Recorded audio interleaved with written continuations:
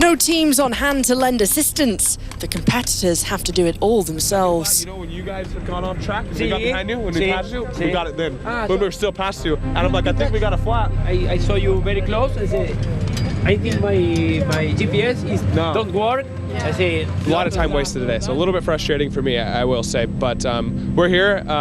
It's called a marathon. It's not called a sprint. So we're only halfway through this thing, and we ain't even halfway through this whole Dakar. So, man, I'm living the dream out here, so I can't complain. We had a clean day every day, and the mechanics were telling me, oh, Dania, it's great, the car is like new. And the one day that it's not like new is when we're here. Because we lost the wheel, and we had to bring it back. The bolts are broken, so we had to drive slowly back to the camp, the last 70K. I think this is where we lost really a lot of time. But I guess that's the purpose of the game, right? To make things challenging and to put you in situations where you have to cope.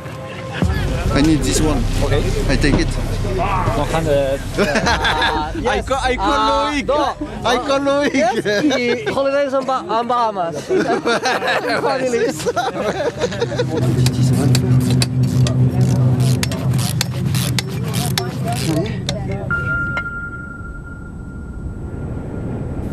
A striking landscape from Alula to Hail.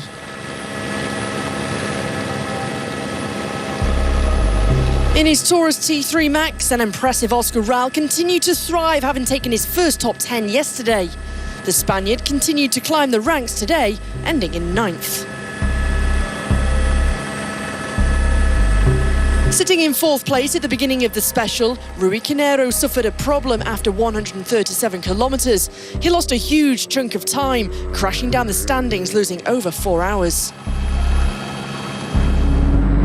Whilst on Dakar debut, Polish driver Adam Kus of Akpol Recycling took a stage result best today. Starting in 18th, he rose through the ranks to a splendid 7th.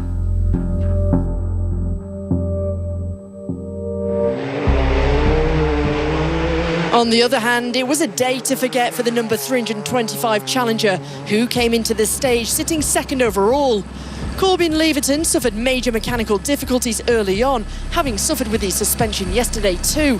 Consequently, he lost over 3.5 hours. The rookie plummets down the overall standings.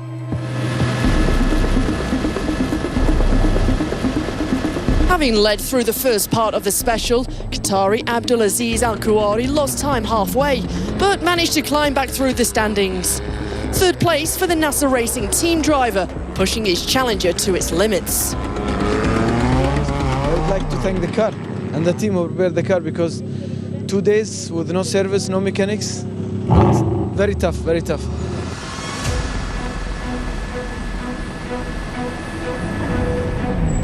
Dutchman Paul Spearings has been flourishing throughout the world's toughest rally, and today was no exception. 2nd place and gaining time in the overall general classification.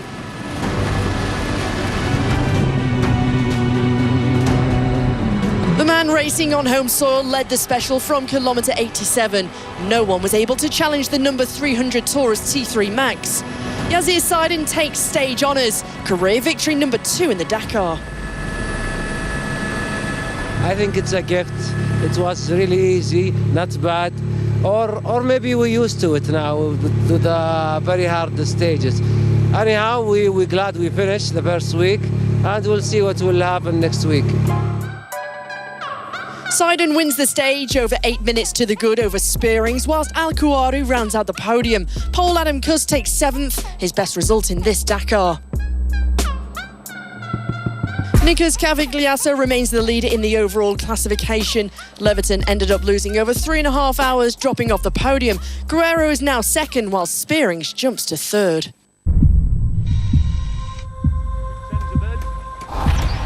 It only takes a minute to lose a lot. Xavier de Sutre is previously purring Polaris anything but. The reigning champion with a problem that leaves rookie Brock Hager, the outright T4 leader. When we break this and so. Oh, you broke this side. What a time to be denied your mechanics expertise, yet de Sutre not giving up on his dream of being the first to win successive SSV titles. On Well, we're paying the penalty together, but it happened last year. We lost over an hour, yet we won by 2 minutes. This year we've lost more. That's the game. Could the Frenchman and co-driver Martin Bonnet limit the damage with 428 kilometres still to reach the main bivouac? Their work paid off as they climbed through the field for a third-place finish. The Polaris holding together, but with over 2 hours shipped, De Sutre is now 1 hour 21 from stablemate Hager in the overall standings.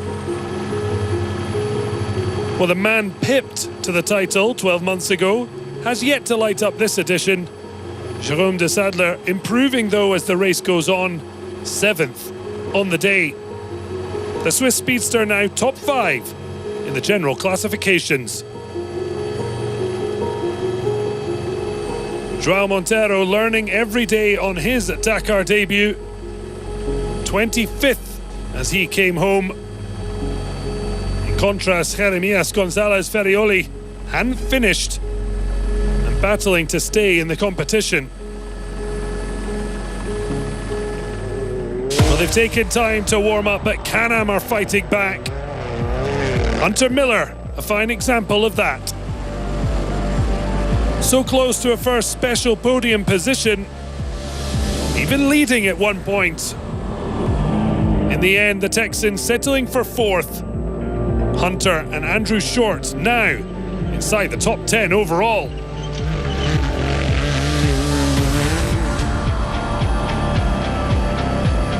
A surprise to even Sarah Price when she learned at the finish she'd won stage 4. And it could have been back-to-back wins, but for getting stuck. From the top 2 to 14th on the stage.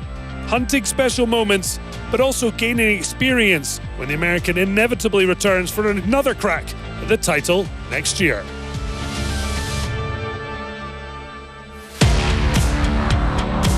Alexandre Pinto continues to take everything in his stride. Just denied a second podium on the day. De Sutre pipped him.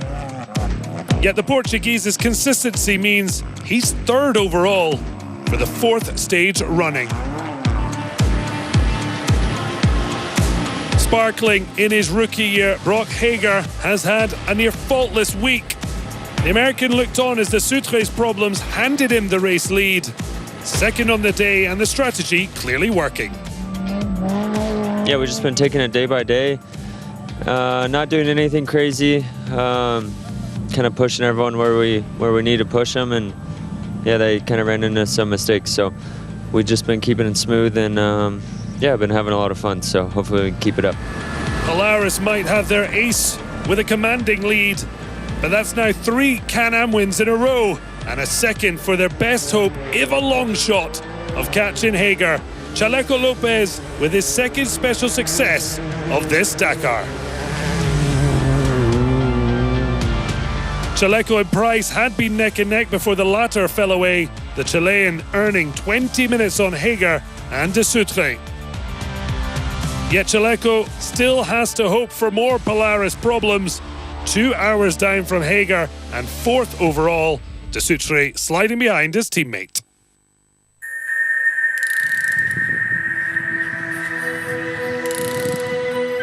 Alula is home to thousands of ancient inscriptions. We meet those who study them and try and uncover the mysteries of life from civilizations long past. Here I'm the director of the ICAP project, and the goal of that project is to study the many inscriptions that are found within the Alola county. I am an epigraphist, a specialist of the Nabatean and Talmudic inscription. Alula is one of the richest regions of the kingdom with ancient inscriptions. I think one of the reasons why Alola is so rich historical artifacts in general is because it's a place of permanent water, right on the incense trade route that connected the south of the peninsula to the rest of the Mediterranean world and Mesopotamia. It's geological environment. We are here in a sandstone area, and the sandstone rock is extremely interesting for the production of inscription. It's extremely easy to carve anything on sandstone formation. When we go out to survey, we usually have a GPS with us to log where we are exactly so that we can map all the inscriptions that we find. We mostly take a lot of pictures so that we will be able to take them home and continue to study them at home. Sometimes those inscriptions tell us what the authors were doing, while they were carving the inscriptions. So draw the connection between two different sites where you can find the same persons, and to see the different places that a single person could have visited 2,000 years ago.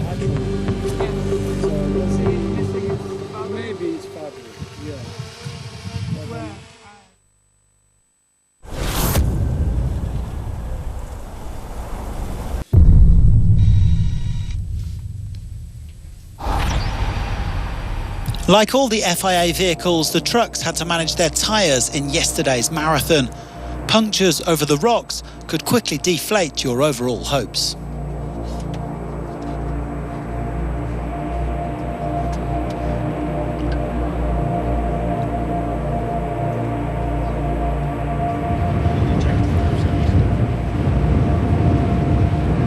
Ready to go again, but more drivers would be licking their wounds by the evening. Luckily, there were plenty of assistance trucks out there to help people in trouble, and one of the best-known teams at the Dakar is TH Trucks. Set up by Alberto Herrero, who is making his 15th appearance this year, they are providing assistance for around 25 vehicles, including the Ford M Sport team of Matthias Ekstrom and Mitch Guthrie. Vaidota Žala could have done with some assistance today because things went horribly wrong for the Lithuanian. Stopped in his tracks by big mechanical problems, he was set to lose hours rather than minutes. At the time of recording, he's still 100 kilometres from the finish line.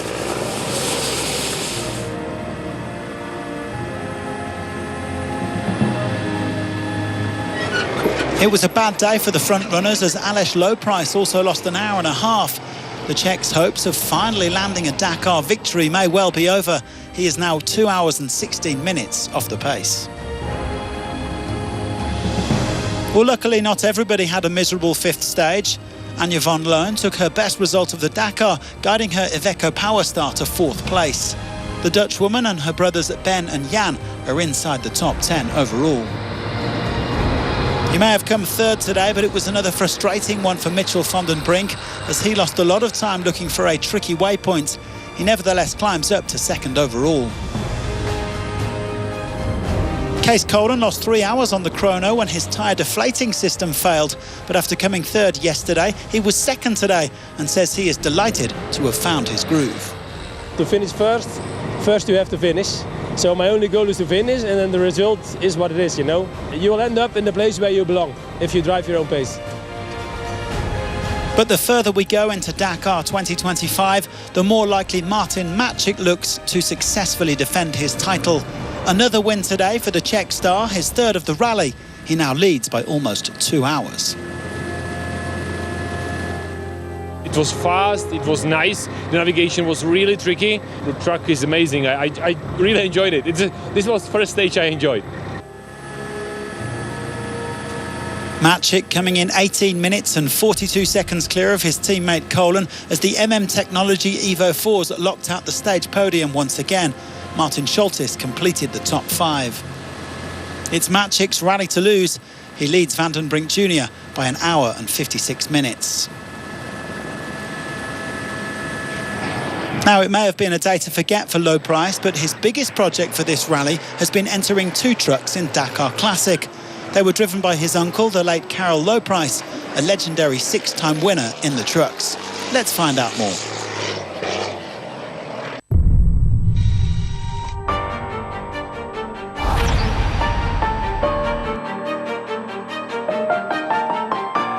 But it all started my Uncle Karl, who won Dakar 6 times behind the steering wheel of the racetrack Tatra. He is really famous, and thanks to him, many Czech pilot and European pilot starts to race the Rally Dakar in the truck category. He is here, but we just don't see him in this dimension. This idea came immediately when he decided to take his new stage in heavens. So we decided for his honor to build up 2 tracks.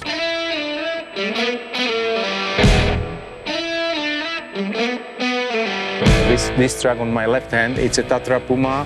It's the most successful Dakar track who won Rally Dakar 3 times. Only thing is different there is the steering wheel and the turbocharger. They are quite unique, so they are in the original track, but we had all the parts, so 95% is original one. It's called Puma because from one side it looks like the animal, and it was really successful track with Carl. At that time was beating the factory Team Kamaz. This track, it's original one who was running Rally Dakar. It's just rebuilt. Its 12-cylinder air-cooled engine is unique here. A unique sound, something which is like Enzo Ferrari was telling, you can never have something better than 12-cylinder engine, and that we have. For this unique project in Dakar Classic, Alice Laprice has gathered 2 crews to drive the trucks made famous by his uncle Carol. Igor Pazdera has got behind the wheel of the Puma, with Jiri Husek driving the Tatra 815. There are 2 new crews. They made first to enjoy, to taste the Dakar. Every day they are better and better, and I hope I can help them to achieve what they wish. I have to say, as I see the category, that one day I would be happy to be part of it.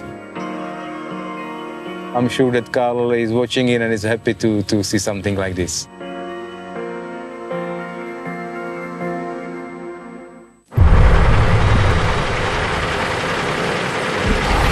It was an early and cold start for the competitors of Dakar Classic.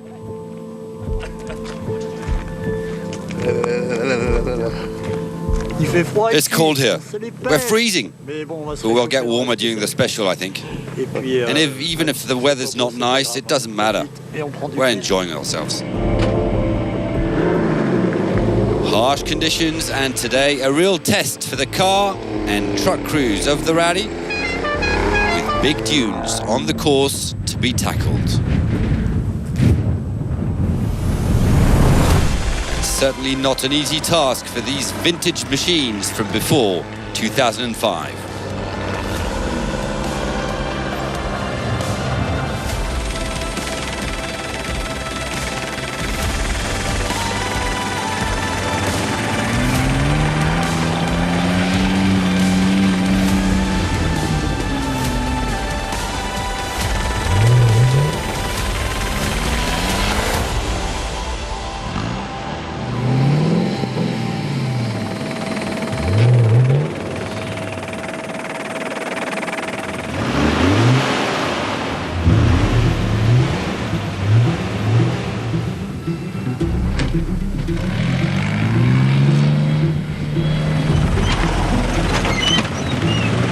And eventually one car went just a little too fast.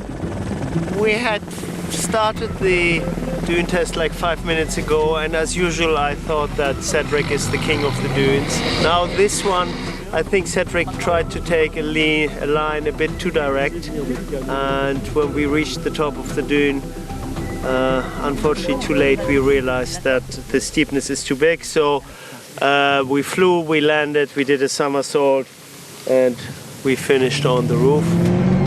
5th last year, Maxence Gublin in his Land Rover continues improving. 5th on day and 4th overall. In his Porsche 959, Juan Morera remains well in contention for a 2nd crown after 2023. Best and therefore most consistent of the day was Carlos Santaolalla. The title holder, however, remains 2nd.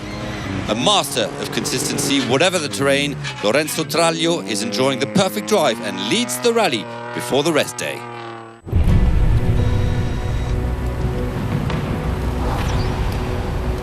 Tomorrow, it's a well-deserved rest day in Hail. This city, in the shadow of the Assamra mountain, is home to 500,000 people.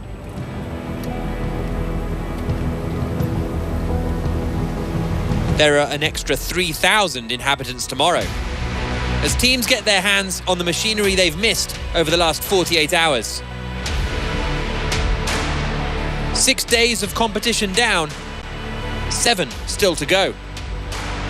The riders and drivers will need their rest, because we are not even halfway through the 2025 Dakar Rally.